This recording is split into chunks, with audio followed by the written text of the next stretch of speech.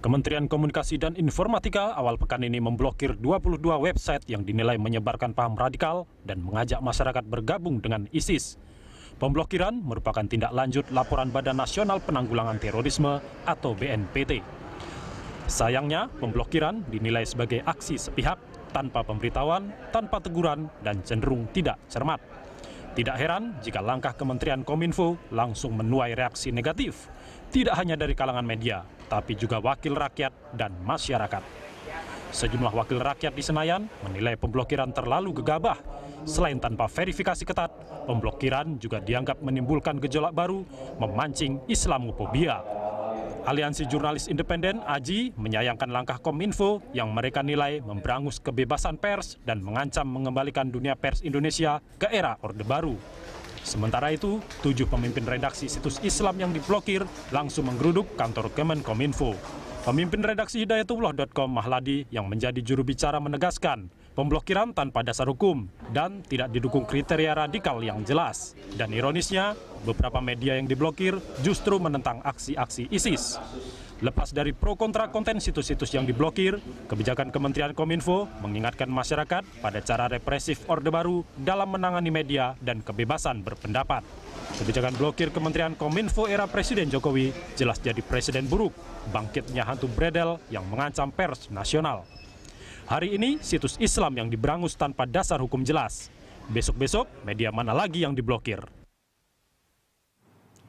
Bangkitnya hantu bredel, itulah tema dialog kita pagi ini pemirsa. Untuk membahas hal tersebut telah hadir di studio Kepala Pusat Informasi dan Humas Kementerian Kominfo, Bapak Ismail Cawidu, dan juga dari Pemret Hidayatullah, Bapak Mahladi. Selamat datang Pak Ismail dan Pak Mahladi.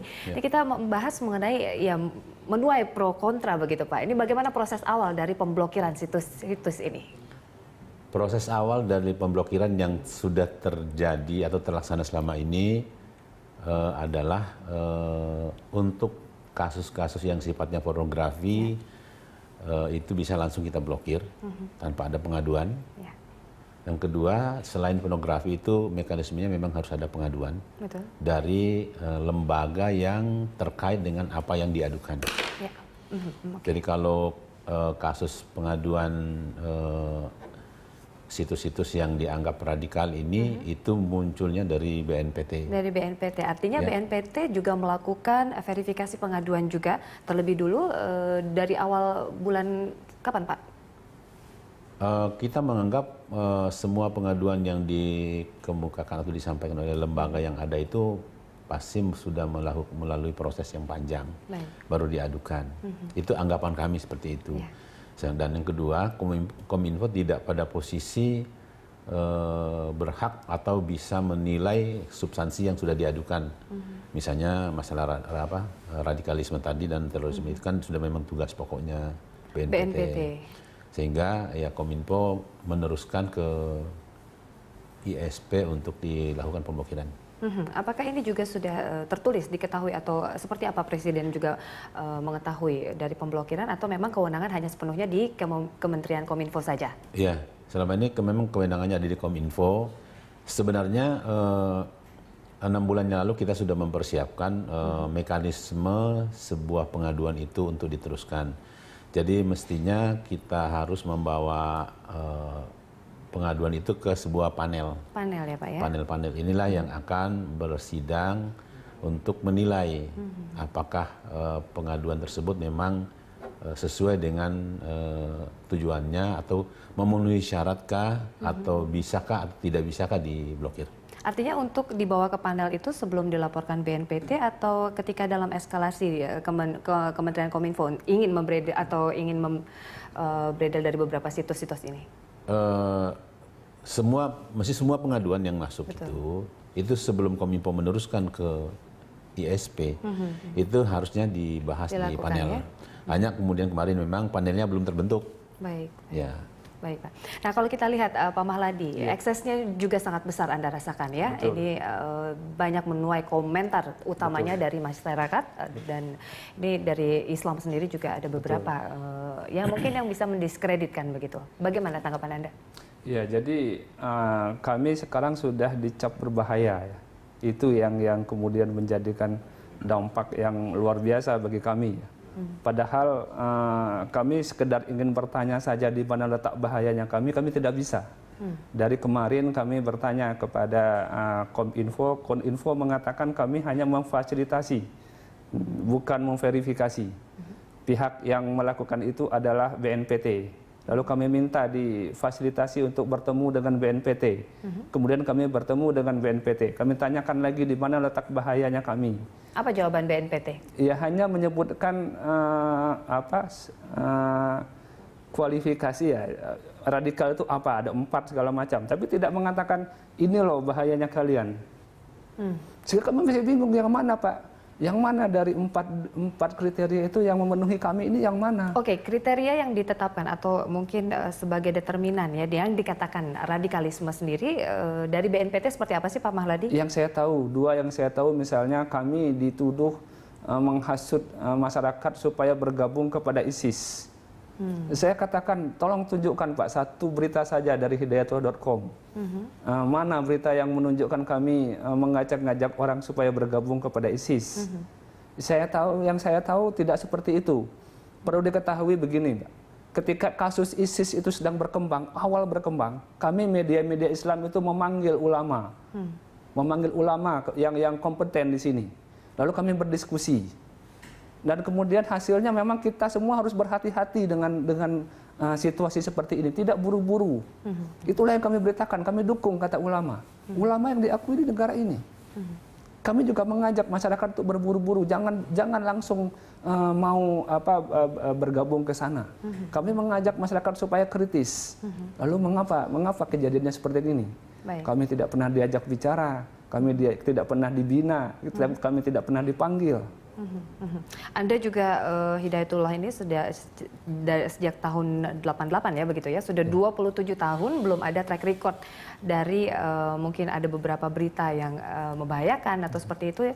Baru sekali ini Anda langsung dibredel begitu ya? Iya. Kita akan melakukan sambungan langsung, ini nampaknya sudah terhubung dengan Pak Saud Usman Nasution, Kepala BNPT, kita tanyakan langsung. Selamat pagi Pak Saud. Ya, selamat pagi. Assalamualaikum warahmatullahi wabarakatuh. Waalaikumsalam. Saya menggunakan handphone karena saya ada acara pagi di kantor juga di Sentul. Karena kami kantor sekarang sudah jauh dari Jakarta. Ya, baik. Bagaimana Mbak? Baik Pak, terkait pemberedelan dari situs yang dianggap radikal, seperti apa sih Pak determinan atau yang dikatakan definisi radikal menurut BNPT? Terima kasih Mbak ya. Pertama, kita tidak lepas daripada dasar hukum dulu. Karena saya pantau beberapa hari ini, kadang-kadang kita semua sudah di luar daripada konteks aturan yang telah diperbuat oleh negara dan juga DPR kita, perwakilan kita di DPR sana. Ini diatur dalam Undang-Undang Nomor 11 Tahun 2008 tentang informasi dan transaksi elektronik. Ya, khususnya di pasal 28 ayat 2 itu dijelaskan di sana bahwa setiap orang, ayat banyak perbuatan dilarang ya. Setiap orang dengan sengaja dan tanpa hak menyebarkan informasi yang ditujukan untuk menimbulkan rasa kebencian atau permusuhan individu dan atau kelompok masyarakat tertentu berdasarkan atas suku, agama, ras, dan antar golongan atau sara. Ini sebagai mendasar. Kemudian juga dibuatlah peraturan Menteri Komunikasi dan Informatika sebagai peraturan pelaksanaan daripada undang-undang itu. Nomor 19 tahun 2014 tanggal 7 Juli 2014. Ini perlu kita pegang bersama dulu. Di sini ada tentang penanganan situs internet bermuatan negatif. Ini ya. Kami dalam rangka untuk mengkategorikan situs itu atau web itu bermuatan negatif, ada 4 hal minimal yang kita dapat. Tapi tidak semua memenuhi, tapi masing-masing ada di antara yang 4 itu. Antara lain, mengajak untuk melakukan jihad yang radikal bertentangan dengan ajaran Islam. Ini yang jelas ini pertama. Jadi jihad itu bagus, Islam itu cuma anjuran jihad. Saya misalnya memberikan penjelasan itu merupakan jihad saya dalam rangka untuk meluruskan. Tapi kalau dia berjihad ke Syria sana itu kan sudah di luar daripada konteks ajaran agama Islam kita. Ini contoh misalnya. Yang kedua, mengajarkan paham-paham takfir yang mengkafirkan orang lain. Kalau tidak sependapat atau tidak seide atau tidak sepaham dengan yang bersangkutan, ini dikatakan kafir. Kemudian juga mengatur unsur sara. Kemudian juga mengajarkan juga paham-paham radikal lainnya, seperti cara membuat bom dan juga ancaman-ancaman segala macamnya. Ini beberapa hal ini yang kita sebagai kategori. Kemudian kalau kita lihat di PP 19 tahun 2014 ini, sebetulnya melaporkan itu tidak hanya pemerintah, masyarakat juga boleh melaporkan, Pak, Mbak. Jadi masyarakat, kalau kita lihat di dalam pasal 5 peran masyarakat dan pemerintah, di ayat 1 masyarakat dapat mengajukan pelaporan untuk meminta pemblokiran atas muatan negatif sebagaimana dimaksud dalam pasal 4 ayat 1 huruf A kepada Direktur Jenderal. Khususnya untuk pemerintah. Ayat 2-nya, kementerian atau lembaga pemerintah dapat meminta pemblokiran situs internet bermuatan negatif yang sesuai dengan kewenangannya sebagaimana dimaksud dalam pasal 4 kepada Direktur Jenderal. Kemudian bagaimana langkahnya? Ini dengar dulu supaya kita tidak salah. Karena ini semua tadi sudah kebablasan semua ini. Di sini apabila di dalam pasal 14 tata cara tindak lanjut laporan dari Kementerian Kelembagaan meliputi Direktur Jenderal memberikan peringatan melalui email kepada penyedia situs untuk menyampaikan adanya muatan negatif. Jadi itu dulu. Jadi langkah Direktur Jenderal dulu. Ini supaya nanti tidak kebablasan semua kita ini. Yang kedua, dalam hal penyedia situs tidak mengindahkan peringatan sebagaimana angka 1, maka dilakukan tindak lanjut pengelolaan laporan. Kemudian di dalam poin E 2, Direktur Jenderal minta kepada penyedia atau situs untuk melakukan pemblokiran atau menghapus muatan negatif apabila situs berupa selain nama domain. Inilah langkah-langkah itu. Kalau apa yang diperbuat oleh Kemenkominfo kami kan tidak campuri itu. Baik. Jadi tidak hanya lembaga, masyarakat juga bisa melaporkan. Pak Saud, iya. kita tanyakan langsung ini di studio juga sudah ada dari Pemret Hidayatullah, Bapak Mahladi ya.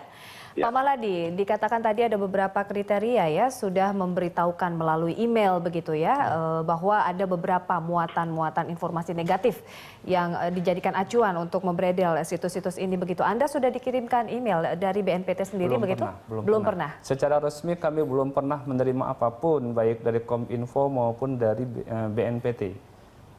Dan memang kalau memang 4 kriteria itu yang menjadi dasar, saya ingat, Mbak, setahun yang lalu saya berdiri juga di studio ini. Ketika itu ada kasus peledakan yang dilakukan oleh sekelompok orang. Lalu ditanyakan bagaimana pendapat kami. Kami jelas mengatakan kami tidak setuju dengan hal seperti itu. Betul. Bukan dengan cara begitu kami melakukan dakwah. Mana buktinya kalau kami mengajak orang untuk melakukan kekerasan, pemboman seperti itu? Mana buktinya? Baik. Itu yang kami tanyakan sejak kemarin. Oke, Dan Pak satu Saud. lagi catatannya. Bagaimana? Kalau memang ini undang-undang ITE yang didasarkan kepada undang-undang ITE, seharusnya kan pengadilan yang menyatakan pemblokiran ya. Kalau memang itu. Ya, Pak Saud, ini kita membahas mengenai tindak lanjut dari kelola laporan begitu ya. Artinya ketika Anda mensinyalir begitu, BNPT mensinyalir ada beberapa informasi yang bermuatan negatif dalam situs-situs ini, apakah juga ada investigatif atau beberapa bulan sebelumnya Anda melakukan proses pencarian fakta-fakta terkait hal itu? Jadi gini Mbak ya, ini kita sudah monitor, kita juga bersama-sama dengan beberapa komunitas sosial media dan juga laporan masyarakat bahwa ada beberapa situs yang kita duga bisa mengandung radikalisme kalau ini dibiarkan, yang bersifat negatif ya. Kemudian makanya kita berdasarkan kepada PP nomor 19 tahun 2014 ini kita sudah prosedur, kita laporkanlah ke Kementerian Informasi, Kemenkominfo. Karena memang kami tidak ada kewajiban untuk menghubungi situs yang bersangkutan. Karena sudah diatur dalam PP ini. PP ini akan dibaca oleh PP-nya dulu. Ya. Di dalam pasal 11 itu jelas dalam poin 2, permintaan pemblokiran sebagaimana dimaksud pada ayat 1 disampaikan oleh pejabat berwenang kepada Direktur Jenderal dengan dilampiri daftar alamat situs dan hasil penilaian. Kami sudah buat itu. Yang ayat 3, terhadap permintaan pemblokiran sebagaimana dimaksud pada ayat 2, Direktur Jenderal melakukan pemantauan terhadap situs yang dimintakan pemblokirannya. Nah, ini kan harus langkahnya harus diikuti dulu. Nah, itu diikuti. Untuk pengiriman email sendiri, Pak, verifikasi email sendiri, apakah BNPT mengirimkan langsung kepada situs-situs yang terkait dari radikalisme itu? Sedangkan tadi kita sudah tanyakan kepada Pak Mahladi bahwa belum pernah sama sekali menerima email begitu, pemberitahuan. Kami kan tidak ada kewenangan untuk menyampaikan itu kepada situs-situs. Coba dibaca di PP itu. Di dalam poin ayat 2, permintaan pemblokiran sebagaimana pada ayat 1 disampaikan oleh pejabat kepada Direktur Jenderal dengan dilampiri daftar alamat, situs, dan hasil penilaian. Tindak lanjut itu seharusnya di dalam ayat 3 terhadap permintaan pemblokiran sebagaimana dimaksud pada ayat 2, Direktur Jenderal melakukan pemantauan terhadap situs yang dimintakan pemblokirannya. Artinya ini di bawah Kan itu. BNPT begitu Pak, yang berhak untuk memverifikasi? Mbak, tadi kan ini saya baca PP itu kita melaporkan kepada Direktur Jenderal di Menkominfo, bukan di bawah BNPT. Kami Baik. ini sama dengan masyarakat juga. Masyarakat juga boleh melakukan seperti itu. Kami juga, lembaga juga bisa. Seharusnya ini kan sudah ada diatur dalam PP ini. Ini langkah-langkah yang kita harus laksanakan. Seharusnya kan begitu. Baik Pak, kita harus jeda dulu Pak Saud. Dan juga ini mohon dipahami juga, tidak ada satu undang-undang pun yang mengatakan untuk pemblokiran itu harus ada izin daripada ketua pengadilan. Tidak ada. Coba dibaca di peraturan mana. Nggak ada itu. Jadi kita ikuti adalah aturan yang berlaku. Jelas sudah ada Undang-Undang 19 2008 dan juga pelaksanaannya diatur dalam PP nomor 19 tahun 2014. Supaya nanti kita tidak kebablasan. Kita ini mencari bagaimana yang terbaik. Kami ini secara persuasif, ini bukan law enforcement. Kita bagaimana upaya preventif dalam rangka untuk mengantisipasi merebaknya, meluasnya paham-paham radikalisme ini yang negatif. Baik Pak Ini Saud. yang kita upayakan. Ya Pak Saud, kita tanyakan dulu ini Ya. ke Pak Ismail. Pak Ismail, ini juga tata laksana dari mungkin pengelolaan atau bagaimana eskalasi hukumnya begitu, bahwa ketika ada aduan begitu yang berhak untuk memberikan atau rekomendasi adalah dari pengadilan negeri. Tetapi ini berbeda menurut Pak Usman, Pak Saud Usman. Ya memang kita coba kita bandingkan dengan Situs pornografi begitu ya. Kalau pornografi memang di dalam Undang-Undang 44 tentang pornografi sudah ada pasal yang langsung memerintahkan kepada pemerintah untuk langsung melakukan pemblokiran terhadap situs mengenai pornografi. Hanya pornografi yang ada perintahnya. Yang sementara yang lain itu berlaku mekanisme pelaporan dan pengaduan seperti itu. Artinya yang lainnya pun kasuistis begitu ya Pak. Iya, Ketika iya. sekarang ini situs radikalisme ini juga harus melalui pengadilan begitu artinya nantinya. Memang belum ada undang-undang yang langsung menjelaskan bahwa itu harus Itu melalui harus pengadilan. baik. Tapi yang ke depan kita memang tata kelola ini harus kita benahi kembali dan Baik. Kominfo sudah mempersiapkan itu. Kita membahas tata kelola yang harus dibenahi Pak Baik. di segmen berikutnya. Kami akan kembali sesaat lagi.